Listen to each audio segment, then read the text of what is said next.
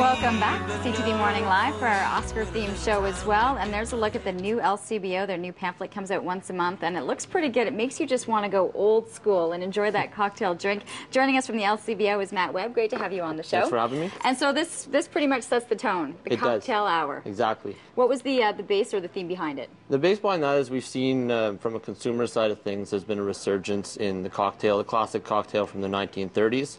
And so we've sort of gone with that, and that's our theme for February. So we're kind of going Mad Men at some of these shows and this style. Yeah. People want just that classic drink again? Exactly, rolling with that. So which ones are we going to focus on today? So we're going to focus on two today. The first one being the Tom Collins, so it's a gin-based drink. Basically, it'll be 2 ounces of gin, 1 ounce of lemon juice. We'll have a little bit of club soda, so 3 ounces there. Some simple syrup or regular sugar, and a maraschino cherry, and a slice of lemon to top off. All right, we'll see how talented you are to talk and make the drink at the same time. Let's see what we can do. Now, are people coming in knowing what they're looking for, or they see the style of drink and they're asking you guys the questions of what should I be making or how do I make it? I would say a little bit of both. Some people come in and they know exactly what they like, whereas some people are coming in just sort of for a new experience. And that's where we come in. We also have a lot of store signage around so people can sort of see what it takes to make the drinks that they're looking for. So there you just added in the gin. Yep, just a gin there. So I'm using the Bombay Sapphire here.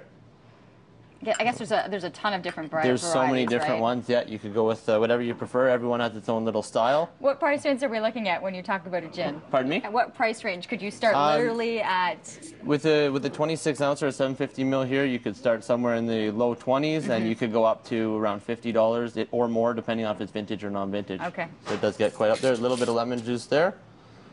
And I'm not going to have, unfortunately, enough room for all the club soda here, but it would normally be about 3 ounces.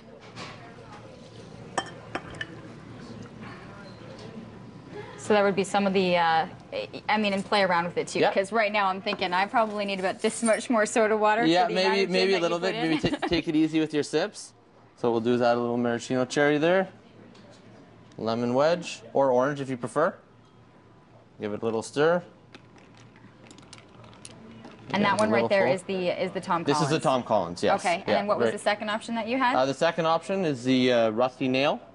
Basically, it's Scotch and Drambuie. Very simple to make, which is great about this one. Really, really easy. It's 1.5 ounces of Scotch, 1/2 ounce of Drambuie, and a little twist of lemon peel in there.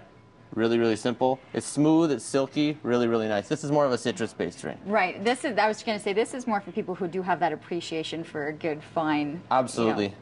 slow-moving drink right there, because that's pretty hard.